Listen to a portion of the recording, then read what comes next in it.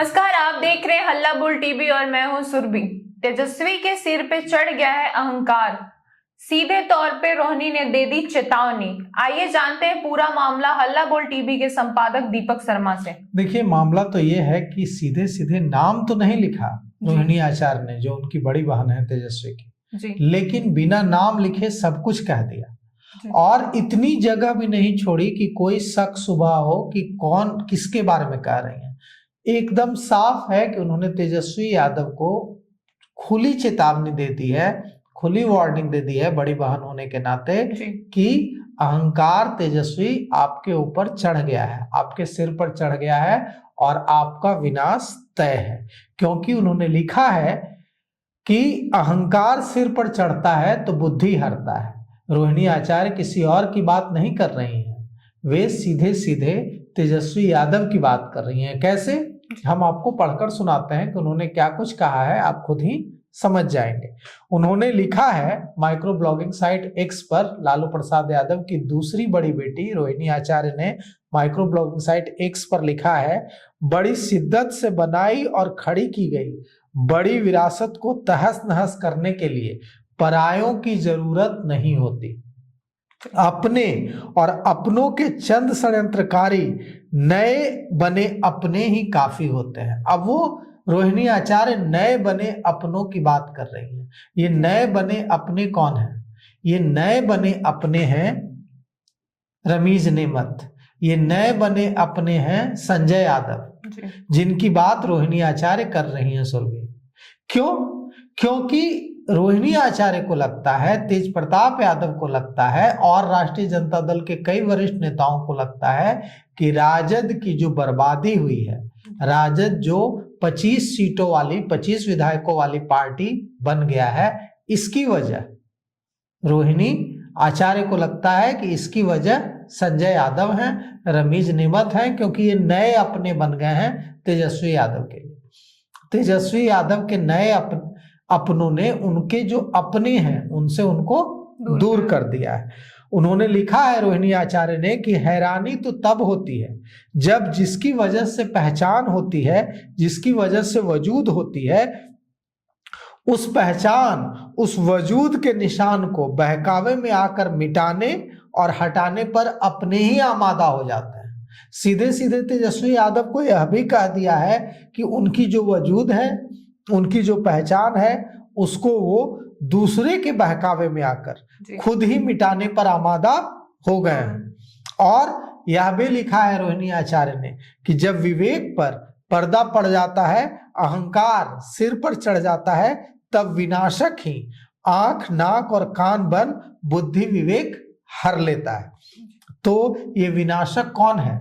कौन बुद्धि विवेक आंख नाक कान हर रहा है? उत्तराखंड गए थे तेजस्वी यादव 2 दिन पहले शादी में हिस्सा लेने, वहां भी उनके साथ संजय यादव थे। तेजस्वी यादव यूरोप गए थे अपनी पत्नी के साथ टूर पर, वहां भी उनके साथ कहा, नीरज कुमार जो जनता दल यूनाइटेड के मुख्य प्रवक्ता हैं और एमएलसी हैं, उन्होंने कहा कि वहां भी उनके साथ रमीज नेमत की होने की तस्वीरें आ रही है साथ में। तो ये लोग कितने क्लोज हैं। तो ये अब इन पर आरोप लगा रही हैं रोहिणी आचार्य कि जब विवेक पर पर्दा पड़ जाता है, अहंकार सिर पर पड़ जाता है, जब विवेक पर पर्दा पड़ जाता है, अहंकार सिर पर चढ़ जाता है, तब विनाशक ही आंख नाक और कान बंद बुद्धि विवेक हर लेता है। अब विनाशक कौन है? विनाशक वो कह रही हैं संजय यादव को, विनाशक वो कह रही हैं रमीज नेमत को और उन मैनेजर को जो तेजस्वी यादव को हैंडल करता है। उन्होंने, रोहिणी आचार्य ने ट्वीट करके कहा है कि ये जो आंख नाक और कान बन गए हैं आपके, ये आपको कहीं का नहीं छोड़ेंगे। अब सवाल उठता है कि क्या नाराजगी है रोहिणी आचार्य की? क्या सचमुच राष्ट्रीय जनता दल का जो खराब प्रदर्शन हुआ है उसकी वजह संजय यादव है, उसकी वजह रमीज नेमत है, उसकी वजह मैनेजर्स हैं? तो यहां इसी स्टूडियो में कई राजद कार्यकर्ताओं ने आकर यह बात कही है कि हाँ, जब रिजल्ट आया उसके बाद कई ने आकर यह बात कही है कि हाँ, संजय यादव, रमीज नेमत जैसे जो मैनेजर हैं, इन लोगों ने राजद को कहीं का नहीं छोड़ा। तो अब सवाल उठता है कि क्या अपनी बहन रोहिणी आचार्य, जिसे रुलाकर घर से निकाला गया, वजह चाहे जो हो, वो रोती हुई घर से बेटी निकली घर से, जी हाँ, राबड़ी आवाज जिसमें वो बड़ी हुई, उस राबड़ी आवाज से रोती हुई घर से निकली। और इसलिए नहीं रो रही थी कि कोई बहुत प्यार मिला मायके में, ससुराल जा रही है तो बेटी रोने लगती है। इसलिए रो रही थी क्योंकि उसी घर में, जिस घर में की वो बेटी है, उस घर में उसका अपमान हुआ। उन्होंने कहा कि उसे मारने के लिए तेजस्वी ने चप्पल उठाया, और चप्पल उठाया ही नहीं, उन्होंने लिखा कि तेजस्वी ने मेरे ऊपर चप्पल फेंक दिया मारने के लिए। तो आप सोचिए कि अपनी बड़ी बहन पर अगर कोई चप्पल फेंकेगा, चप्पल फेंक कर मारेगा, बड़ी बहन हो या छोटी बहन हो, इससे तो मतलब नहीं है, बहन है, बहन पर अगर कोई चप्पल फेंक कर मारेगा उसको, तो उसको अपमान तो लगेगा ही, उसको बुरा तो लगेगा ही। वो रोती हुई निकली और उन्होंने लिखा।